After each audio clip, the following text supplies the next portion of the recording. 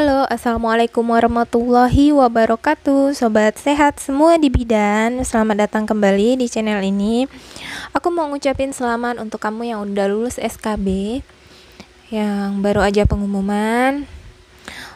Tapi ternyata yang udah lulus SKB masih ada aja nih yang belum tahu kisi-kisi SKB-nya apa. Nah, untuk kamu para bidan yang belum tahu kisi-kisi SKB-nya seperti apa, yuk tonton terus video ini sampai selesai ya. Oh iya, buat yang belum subscribe, silahkan subscribe dulu ya, biar aku makin semangat bikin videonya. Nah, kemarin kita udah bikinkan video tentang kisi-kisi kebidanan, baik itu bidan ahli ataupun bidan terampil. Nah, kali ini yang aku mau bahas adalah sharing terkait kisi-kisi bidan terampil berdasarkan Permen Pan RB nomor 36 tahun 2019. Jadi di situ kan udah kita bagikan kemarin ya kisi-kisinya, baik itu yang dinilai dari kemampuan umum ataupun kemampuan khusus. Nah, ternyata masih ada beberapa pertanyaan yang masuk terkait kisi-kisi kemarin. Jadi sebenarnya kalau kamu baca secara rinci, maksudnya secara menyeluruh gitu kan, kamu baca ternyata semua ini sudah tercantum di dalam undang-undang yang mengatur tentang kebidanan, yaitu Undang-Undang Nomor 4 Tahun 2019. Di situ lengkap sekali, kamu bisa download. Nah, di situ ada yang membahas tentang penerapan asuhan kebidanan, kompetensi dan peran bidan, aspek hukum kebidanan. Berarti kan tadi balik ke Undang-Undang Nomor 4 Tahun 2019. Ada juga itu undang-undang tentang kebidanan. Tapi kamu juga boleh pelajari undang-undang tentang tenaga kesehatan sama undang-undang kesehatan. Karena di situ ada biasanya kayak misal undang-undang yang mengatur misal aborsi tidak boleh dilakukan, apa sanksinya, dendanya apa, berapa ratus juta. Nah, itu di tahun lalu itu ada keluar. Sedikit banyaknya kamu boleh pelajari itu. Kemudian untuk kemampuan khusus di sini ada juga tentang pelayanan kesehatan ibu, pelayanan kesehatan anak, pelayanan kesehatan reproduksi perempuan dan KB, dan pelayanan kebidanan komunitas. Terus pelaksanaan program pemerintah. Nah, ada juga kemarin pertanyaan yang masuk, SDGs, visi misi, terus JKN dan BPJS, Nawacita, Cerdik, PHBS itu nggak keluar kah? Atau nggak masuk dalam kisi-kisi SKB tahun ini? Nah, ternyata SDGs, visi misi, undang-undang JKN, undang-undang tentang kesehatan, BPJS, Nawacita, Cerdik, PHBS, hari-hari kesehatan, bulan pemberian vitamin A, obat cacing, itu semua termasuk dalam pelaksanaan program pemerintah. Dan ini juga diatur di dalam Undang-Undang Nomor 4 Tahun 2019. Kamu boleh cek nih di undang-undang tersebut di halaman nomor 20 ya. Coba dibuka dulu halaman nomor 20. Nah, di situ ada bagian tugas dan kewenangan bidan. Dan ada juga tentang pelayanan kesehatan ibu, pelayanan kesehatan anak. Ini aku bacain satu-satu ya, lumayan banyak ini. Kita baca cepat aja ya. Oke, untuk di tugas dan kewenangan bidan itu, wewenang bidan itu diatur di dalam Undang-Undang Nomor 4 Tahun 2019 pasal 46. Di sini ada bagian pertama, yaitu dalam menyelenggarakan praktek kebidanan, bidan bertugas memberikan pelayanan meliputi pelayanan kesehatan ibu, pelayanan kesehatan anak, pelayanan kesehatan reproduksi perempuan, KB, pelayanan tugas berdasarkan pelimpahan wewenang atau pelaksanaan tugas keadaan keterbatasan tertentu. Nah, ternyata yang keluar di tahun ini adalah poin A, B, dan C. Kemudian, oh iya, untuk penerapan asuhan kebidanan, kamu harus tahu juga asuhan kebidanan itu apa. Nah, asuhan kebidanan itu bisa kamu baca nih di poin bagian atas nomor 5 nih. Poin kelima, di sini asuhan kebidanan adalah rangkaian kegiatan didasarkan pada proses pengambilan keputusan. Nah, nih nanti dibikin berarti ada soal-soal tentang pengambilan keputusan dan tindakan yang dilakukan oleh bidan sesuai dengan wewenang dan ruang lingkup praktek berdasarkan ilmu dan kiat kebidanan. Berarti soalnya nggak bakalan jauh beda dari tahun sebelumnya. Bakalan kita dikasih kasus nih, kasus kamu misal posisi kamu di rumah sakit, apa aja kewenangan yang boleh kamu lakukan. Misal kamu sedang berada di Polindes atau di Pustu atau di Puskesmas, kewenangan kamu sampai mana, kayak gitu. Jangan sampai harusnya kamu boleh melakukan tapi tidak kamu lakukan gitu. Ataupun hal yang tidak boleh kamu lakukan malah kamu lakukan, seperti itu ya. Kemudian kita bacakan lagi nih, yang balik lagi ke halaman 20. Nah, di sini berarti poin A, B, C tadi keluar ya. Kemudian tugas bidan sebagaimana dimaksud pada ayat 1 dapat dilaksanakan secara bersama atau sendiri. Kemudian pelaksanaan tugas sebagaimana dimaksud dilaksanakan secara bertanggung jawab dan akuntabel. Kemudian di situ penerapan asuhan kebidanan udah kita bahas. Kemudian kompetensi dan peran bidan nih di pasal 47 bagian 2 ada peran bidan ya. Peran bidan sebagaimana dimaksud pada ayat 1 dilaksanakan sesuai ketentuan peraturan perundang-undangan. Nah, ternyata di ayat 1-nya ada juga nih ditulis bidan berperan sebagai pemberi pelayanan kebidanan, pengelola pelayanan kebidanan, penyuluh dan konselor, pendidik, pembimbing, dan fasilitator klinik, penggerak peran serta masyarakat dan pemberdayaan perempuan atau peneliti.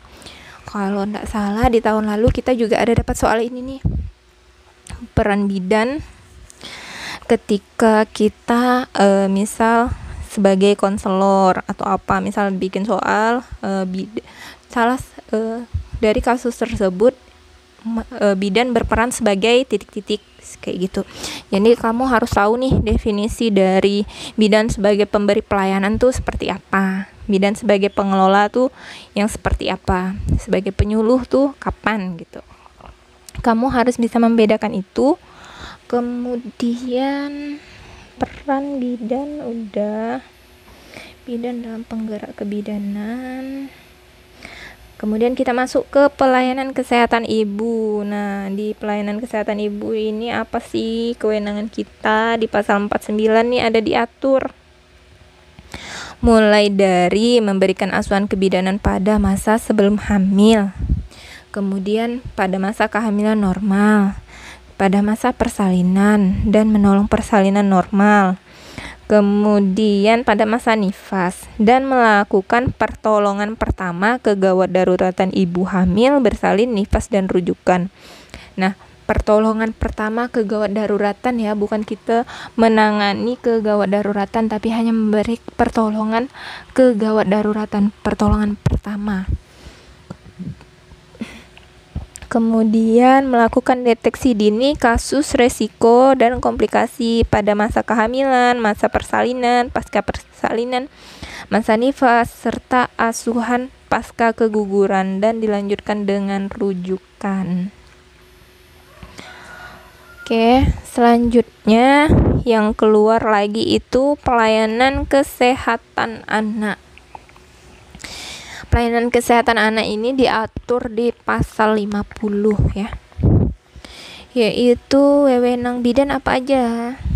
Yang pertama, memberikan asuhan kebidanan pada bayi baru lahir, bayi, balita, dan anak prasekolah. Kemudian, memberikan imunisasi sesuai program pemerintah pusat. Melakukan pemantauan tumbuh kembang pada bayi, balita, dan anak prasekolah, serta deteksi dini kasus penyulit, gangguan tumbuh kembang, dan rujukan. Dan memberikan pertolongan pertama kegawat daruratan pada bayi baru lahir dilanjutkan dengan rujukan. Intinya kegawat daruratan kita nggak boleh nanganin, tapi kita hanya boleh memberikan pertolongan pertama. Kemudian yang keluar lagi adalah pelayanan kesehatan reproduksi perempuan dan KB. Nah, di sini ada dibahas nih di pasal 51. Dalam menjalankan tugas memberikan pelayanan kesehatan reproduksi perempuan dan keluarga berencana, bidan berwenang melakukan komunikasi, informasi, edukasi, konseling, KIE lah ya, memberikan pelayanan kontrasepsi sesuai dengan ketentuan peraturan perundang-undangan. KB ini biasa metode-metode KB ada keluar tuh. Terus misal KB pasien dengan keluhan ini datang ke bidan, ingin ber-KB, KB apa yang tepat, KB apa yang bisa diberikan, seperti itu. Kemudian, nah jadi di pasal 52 itu ada ketentuan lebih lanjut mengenai pelayanan kesehatan ibu, pelayanan kesehatan anak, dan pelayanan kesehatan reproduksi perempuan dan keluarga berencana itu sebagaimana dimaksud dalam pasal 49 sampai dengan pasal 51 diatur dengan peraturan menteri. Kemudian pelayanan kebidanan komunitas, pasti udah pada tahu lah ya kegiatan kita di komunitas seperti apa. Pelayanan yang langsung ke masyarakat, nanti biasanya ada juga dibikin soal kasus. Kita dihadapkan, misal kita lagi di desa, harus kerjasama apakah sama ketua RT, harus melibatkan mereka, kemudian dengan kepala desa atau lintas sektor, biasanya lebih kayak gitu soal-soalnya, atau kegiatan-kegiatan posyandu. Nah, seperti itu. Dan berkaitan dengan pelaksanaan program pemerintah, sebenarnya sedikit banyaknya di video-video sebelumnya aku udah ada bikin soal nih. 1-2 itu ada soalnya tentang SDGs, visi misi, tentang jaminan kesehatan nasional atau BPJS, terus singkatan dari BPJS kepanjangannya apa. Nah, itu boleh juga kamu pelajari dan wajib tahu. Nawacita, Cerdik, PHBS, Hari-Hari Kesehatan, kemarin kita udah bikinkan videonya, silakan ditonton. Terus bulan pemberian vitamin A, obat cacing, itu bulan apa aja, ini wajib tahu nih, bidan harus tahu. Nah, kemudian sebagai bahan pendukung untuk kamu belajar, boleh juga kamu baca-baca undang-undang tentang kesehatan, boleh kamu download nomor 36 tahun 2009 dan undang-undang tentang tenaga kesehatan nomor 36 tahun 2014.